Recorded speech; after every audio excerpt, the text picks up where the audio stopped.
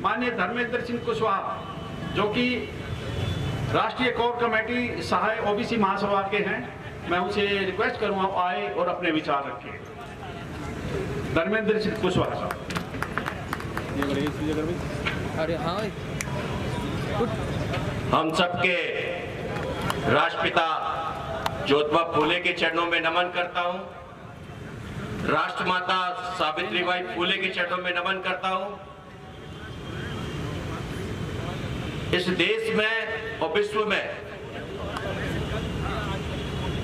और इस देश का निर्माण करने वाले, हमें अधिकार देने वाले परम पूजनीय बाबा साहब के चरणों में नमन करता हूं और पिछड़े वर्ग को अधिकार दिलाने वाले, संवैधानिक अधिकार देने वाले तमाम मंडल मसीहा, शरद यादव जी, लालू यादव जी, बीपी मंडल जी और इस देश को जो आज तमाम फूल दिखाई दे रहे हैं, उनको जगाने वाले, जिनका एक ही नारा था कि काशी राम तेरी नेक कमाई और तूने सोती कौम जगाई, मैं ऐसे मसीहा कांसी राम जी के चरणों में नमन करता हूं। देखिए, हमारे इस मंच से सभी तरह की बात हो चुकी है। सभी को पता है कि बीमारी को सबको पता है, लेकिन आज ये मंच लगा हुआ है।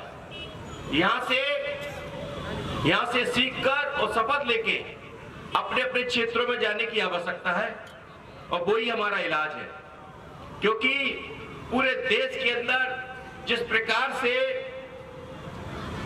शोषण हो रहा है, हिस्सेदारी खत्म होती जा रही है, अन्य अत्याचार होता जा रहा है, इसको रोकने के लिए हम सबको एक होने की आवश्यकता है।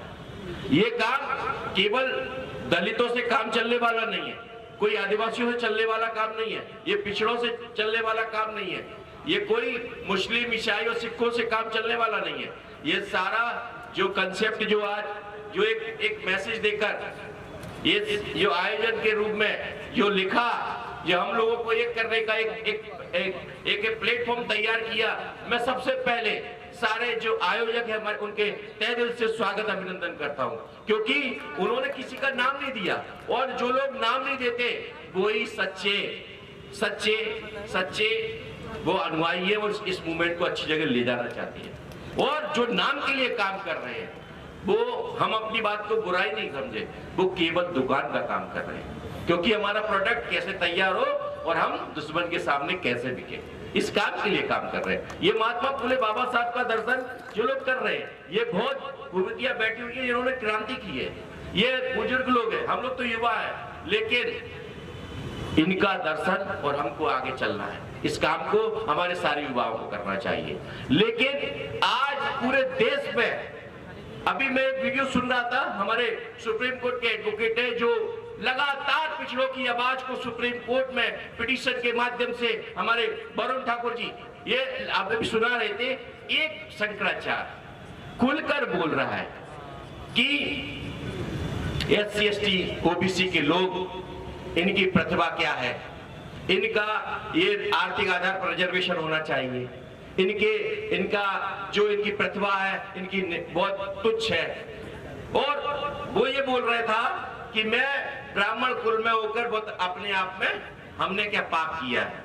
तो मैं एक बात कहना चाहता हूं इस मंच के माध्यम से कि उन्होंने बहुत पाप किया है, क्योंकि उन्होंने सामाजिक न्याय की हिस्सेदारी खाई है, उन्होंने सामाजिक न्याय पूरी तरह से अभी तक खत्म किया है। मैं उनके बताना चाहता हूं इस मंच के माध्यम से, और ऐसे लोगों को मैं आप लोगों से कहना चाहता हूं, जो RD प्रजापति साहब है, वो पूरी तरह से इस प्रकार के पाखंडी जो इस समाज को पूरी तरह से बर्बाद करने में लगे हैं, वो पूरी तरह से उनकी आवाज के लिए वो एक आवाज बन के उस पाखंडवाद को खत्म करने में ये बुंदेलखंड से लगे हुए। देख लीजिए, हमको खुश होना चाहिए।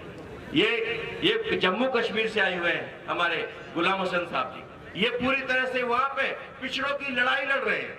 जिस प्रकार से अमित शाह गृह मंत्री बोलता था ये बोला कि संसद के अंदर कि पिछड़े वर्ग का हिस्सेदारी मिलेगी, एससी के रिजर्वेशन मिलेगा जम्मू कश्मीर में 370 हटाने के बाद।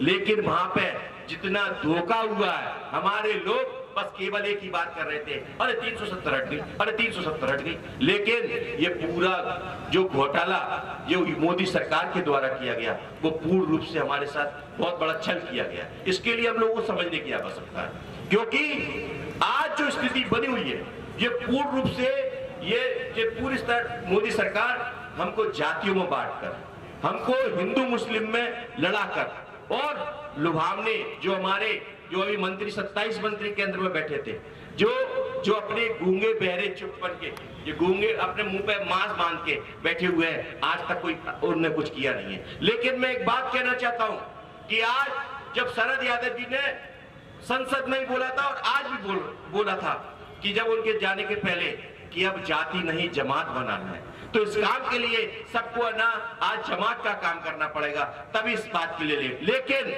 आज जिस प्रकार से अत्याचार के लिए जिस प्रकार से वो लोग लगे हुए हैं, वो कह रहे हैं अब पुलिस क्रांति होगी, तो हम उनके लिए, जैसे वो जो शंकराचार्य रामभद्राचार्य बोल रहे हैं कि वो पूरी क्रांति के लिए, लेकिन हम लोग इस बात के लिए भी तैयार, उनकी चुनौती को स्वीकार करने के लिए हम लोग तैयार हैं। हम लोग भले हम लोग कितने भी अभी जो ये सारे क्रांतिकारी हैं, वो ना सोचे जब हम अपने ऊपर अवतरे आए तो उनको यहाँ भारत छोड़ के जाना पड़ेगा, क्योंकि हम लोग जानते हैं इस बात के लिए, क्योंकि देश हमारा है, हम अशोक के वंशज है। और ये ना सोचे अशोक ने तलवार छोड़ दी तो उसका वर्ग ने तलवार छोड़ दी होगी। हमारा पहले भी हमारे शासक थे और आज भी हम लोग इन माध्यम से इतने बड़े हमारे बैठे हुए बुजुर्ग बैठे, हमारे सीनियर बैठे हुए इस आंदोलन को बढ़ा रहे हैं, हम लोगों को आगे से सपोर्ट कर रहे हैं। ये पूरी तरह से हम लोगों के लिए एक मील का पत्थर साबित होगा। मैं आप लोगों से कहना चाहता हूं, जितने भी अन्य अत्याचार हो रहा है,